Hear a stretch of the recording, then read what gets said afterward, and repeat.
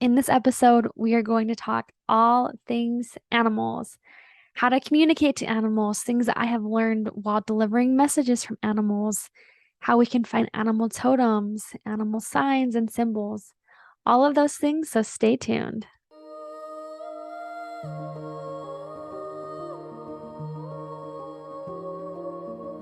Welcome to the Blessed by Angels podcast. My name is Jen Gilbreth. Ever since I was a little girl, I have felt deeply connected to the angelic realm. Over the years, I have dedicated my time and energy towards delivering messages from beyond. Yes, that's right. I talk to dead people, although I don't necessarily consider them dead. In many ways, they are much more alive than us in this physical realm. On this podcast, I will be channeling messages from spirit. Whether you tune in each week for the new messages, or feel like picking a message at random, this podcast is designed for Spirit to lead you to the messages for you here and now. These messages have changed the way I view and play in life. I hope that these messages can do the same for you.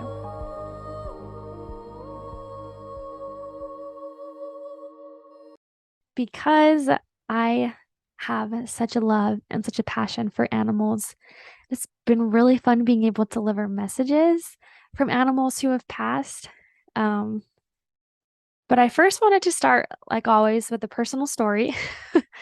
When I was little, I had a cat, Jamie, and Jamie was my best friend. He was like a reddish and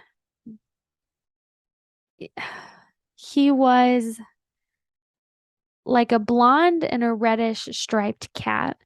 And we got him when he was just a little baby. And I did everything with that cat. He was my bestest friend in the whole world. I would go outside and we had like the backyard was full of these shrubberies and leaves and trees. And when I take him out there, it was like he was in the jungle just playing around, and I just loved it. 4 days before Christmas, he ran out the front door and got hit by a car. I was devastated. And I remembered the day after that. So that was on a Thursday night, and on Friday I had to go to school, and we did like this sing about like this Christmas song, sing about the whole school, where each grade sat in a specific spot and they sang a Christmas song. We sang Christmas shoes. It's all about how this little boy wants to buy shoes for his mom who's going to meet Jesus tonight. I just sobbed my little eyes out, and my heart hurt so bad that my best friend Jamie had died. Whenever I hear that song, I still think of my little guy, Jamie. It was at that point that I decided that I was never going to love an animal again, that it was too painful. I got allergies.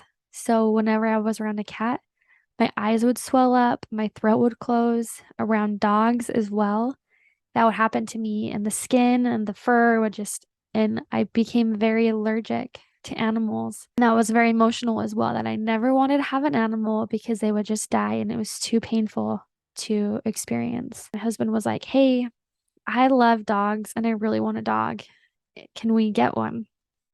And I was like, "No, I don't want an animal." Then I saw some of my friends who had golden doodles, and they were just the best dogs ever. So fun, so cuddly. So finally, I'm like, okay, if I'm gonna get an animal, it's gonna be a golden doodle. For my birthday, he surprised me, and we drove up to this little farm and we got a golden doodle. Instantly, I knew that Murphy was our dog. When we got there, Curtis was like, "Let's get a girl dog." He was the only boy dog, but right away, I knew I wanted him. And Curtis knew that too. So finally, I was like, I don't know why, but I feel like he's our dog. So we brought Murphy home. It was an adjustment. He had a very sensitive little tummy, and he still does. But I just loved him to pieces. And part of my little girl heart was healing. It felt so freeing to have a dog. It was so exciting and so fun. And every day I take him on walks and do trainings with him. And it was like, as I bonded with him, I was healing that little girl inside of me. I think it was 4 weeks after we got Murphy. I was like, "Hey, Murphy needs a playmate. We need another dog." and we found an Aussie doodle. They had 12 of them. Curtis, you're going to pick one and I'm going to pick one. Then we're going to let Murphy choose out of the two. Curtis, of course, picked one that was very rambunctious and outgoing, and then I picked one who was really sweet and calm. The rambunctious one wanted nothing to do with Murphy, but the little sweet guy was so drawn to Murphy. Like Murphy didn't want anything to do with either of them, but Ozzy, the dog, Ozzy was like, I want to be with him. So we took Ozzy home. And ever since then, it's been the best decision ever. Like, we love our dogs so much. They're like our little kitties, like our little kiddos. They bring so much joy, but they bring so much healing and so much medicine. Murphy, we always joke, is like so playful, and so everything to him is an exciting adventure. Ozzy is just like our little cuddly dog. He's so cuddly. He's so fun. He's so sweet. He's so healing. And so it's so fun. We have, the best of both in our animals, but it really brought in a lot of healing. And as we've had them around, I have really felt drawn to connecting energetically to my animals and to talk to them. What I've been doing is I'll lay by one of them and I'll pet him and I'll just talk to him. And then I imagine my heart connecting to his heart. And I say things inside myself, like in my heart. Like I say things from my heart to his heart. Like, I love you. You're doing such a good job. You're so important to us. Like, and I embrace them with that energy of love and of support and of compassion and of understanding. And then I say, what do you want me to know? What can I know from you? I just feel it in my heart. And it's the first few things that come to my mind is what I feel. And I know that their spirit is communicating with my spirit. It's actually to the point now where we'll be driving somewhere and maybe we're not with them. And I'm like, oh, Murphy's sad, or Murphy needs this, or whatever that is. Or if we're going on a trip, I can just all of a sudden feel when they're missing me or missing us. And Curtis can feel it too now, which is so fun. And then I'll just say, hey, buddy, I love you. You're doing such a good job. Mom's going to be home. Feel it in my heart.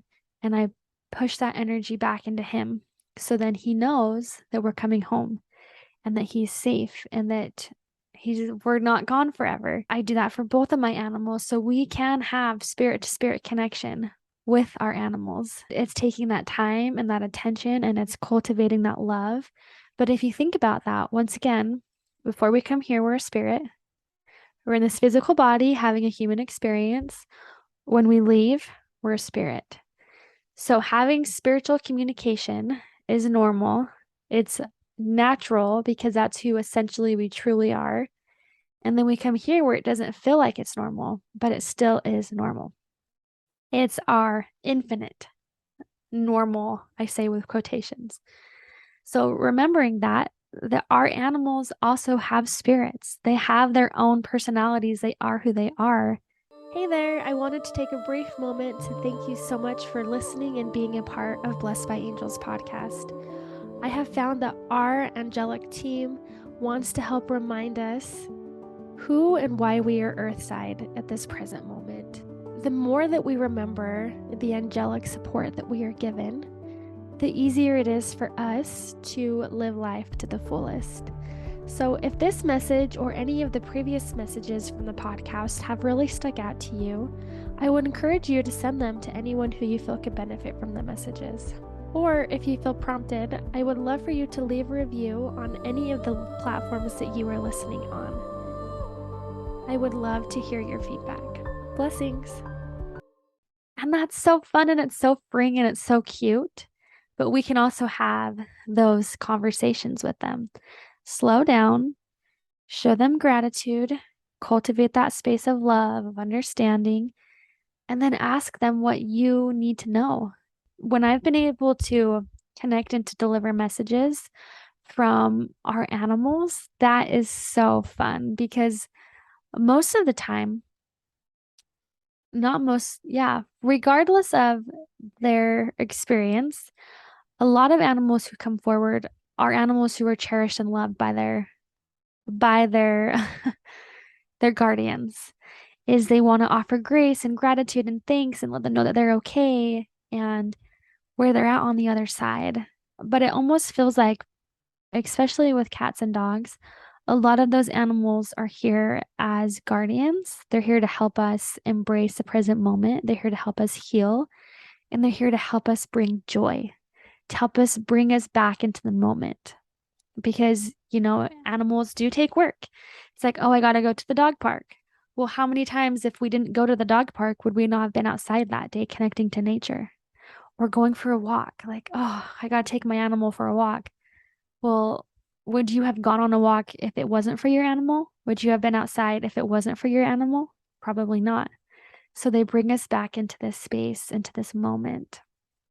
One that I really love is when we moved to Colorado, I went into the backyard and it was as if a dog had run right by me and I fell over and I looked around and there was no animal there, no physical animal, but I could see this whitish, creamish golden doodle that just like ran right over and just like toppled me and just kept running. And so we talked to the owner because we were renting and she said, "Yeah, we had a white, I believe it was a golden doodle, and that dog loved to run like, and it was just I could feel the presence of that animal and it was so strong, and that was the favorite place the animal went, and it was still there. It was just saying hi. It literally knocked me over. So we can have connection with spirit. We can have connection with animals who have passed. We can call upon them.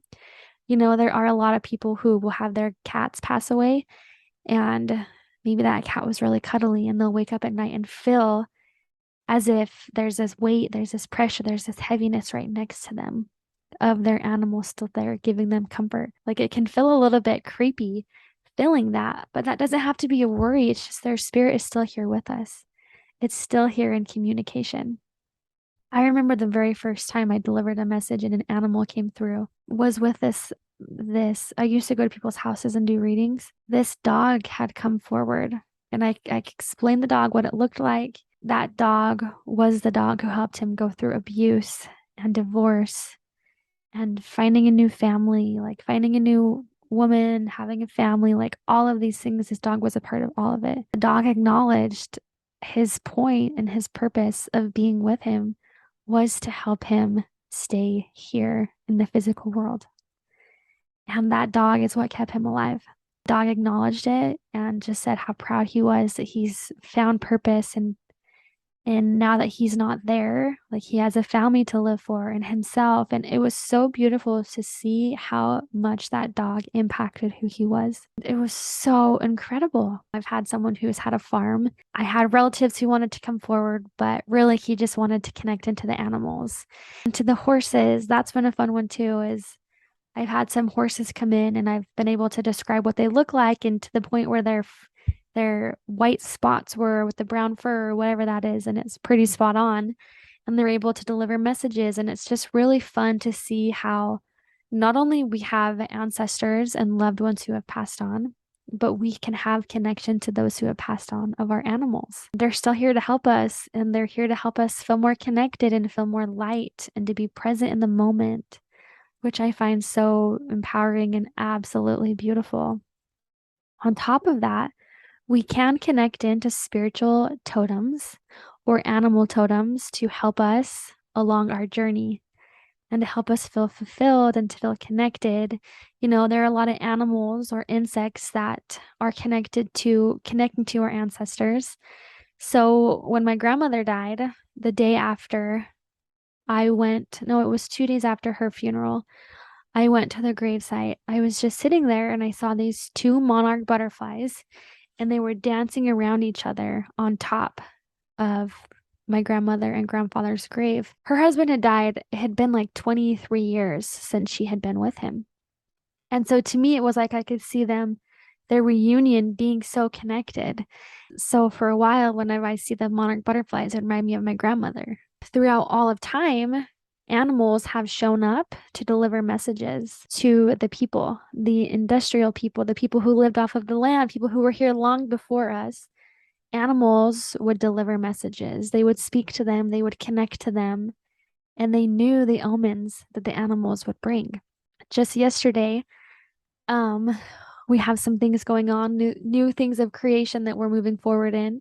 And we were meeting up with one of the people who that's going to be involved with it. And there was a grasshopper that just happened to be like right in between all three of us during that time frame. Me and Curtis both noticed it. So last night we looked up the meaning behind a grasshopper. And it was all about, this is the time to lead. This is the time to have faith and to move forward. Grasshoppers hold back. And then right when they're ready to, like right when they feel it, then they pounce. But it's like they wait for the moment and then they pounce and then they move forward. And so just even having that message brought so much like reassurance for us. The universe, God, spirit, whoever you want to call it, has tools to connect to us always. Animal totems are a very beautiful way to also have that connection. So maybe you'll see an insect or an animal over and over and over again. Well, maybe look up the spiritual meaning behind that animal. One of my go-to favorite books that I have always with me is called Animal Speak by Ted Andrews. It's been my favorite book because it goes into the history of the animal, maybe how it lived, how it survived, and it brings in a lot of the deep wisdom for each animal. You know, we have an animal oracle deck that I'll put all these in the show notes, and that one is such a high vibration. And it's really fun to pull a card every now and then and to just see the meaning behind that animal, and it really does. It's always, not once has it not been aligned with what I'm doing. When I started working with Candace in journey work and in shamanism, I met my animal totems, and the very first one was a moose. This moose is always with me, always when I'm doing sessions or doing any healing work for myself, even meditation or prayer. I always feel my moose with me. Ever since I was little, I've always been so drawn to moose. They're so majestical. It's like, oh, these animals are so amazing. And so that's also could be something. Maybe you've always been drawn to an animal. Maybe you can look into the meaning behind that and see how that can support you in your life. The deeper meaning of a moose is actually one of the only animals born while they're in the birthing process with their eyes open. Then they also are taught, they also go down to the very bottom of lakes and pull up the shrubs, and they come back and eat it. So they go deep down into death, as close to death as possible, and they come back up. So for me, when I learned about that, that was so symbolic because people who also have the moose as their animal totem might see other people having big, huge, giant spiritual awakenings and experiences. And maybe in yoga, they're like, oh, this is amazing. Like having these big, deep spiritual experiences. When you have that, sometimes it's like, well, why don't I have those? Like, what's wrong with me? But when I read and learned about that, like my eyes already came opened. The lifestyle is the things I do each day that really make a big difference. It's not just those huge experiences. I don't have to have those huge experiences to be connected. It's very fitting of what I do as a profession as a medium, going as far into death as possible and coming back out, walking between the realms, delivering messages, bringing in healing, healing myself, doing all those things close to death. Like it just made so much sense to me. And I feel power from my moose all of the time. I have a crystal of him by me. I can do all of those things that are very connected. If you feel drawn to that, if you want to find more strength or understanding about animal totems, there is another podcast that Candace and I did together. Once again, I'll link that in the show notes below, where we dive deeper into the spiritual meanings of animal totems. We also add a guided meditation by Candace, meeting your animal totems. And so if you want to dive deeper into that space, please feel free to do so. I would love for you to leave comments below or on the show notes on YouTube of what animals you think are your spirit animals or what animals connect into you and how you have found that connection with your personal animals. So this has just been such a fun topic and one that I'm so passionate about always. If you haven't given your animals some love or talked to them or connected heart to heart, I would definitely suggest to do that. It's so rewarding. They're here to help us and we're here to help them. So let's do that. Let's take care of our animals. Thank you for tuning in to the Blessed by Angels podcast. It is such an honor to deliver these messages from beyond. If you want to connect deeper to your angelic realm and the support team that you have, I have a plethora of resources on my website at blessedbyangels.org. And of course, I'll leave the link in the show notes. You are connected to the divine. Having divine connection is an innate ability that each and every one of us have. Before we came here, we were spirit. And after we leave this realm, we are introduced back into the spirit world. So having spirit-to-spirit conversations and knowings and understandings are innately and infinitely who you truly are. When we step into this body, we tend to forget. We are not separated from the divine. There is just a lack of remembrance. Thank you so much for being a part of this podcast, and I look forward to delivering more messages from beyond.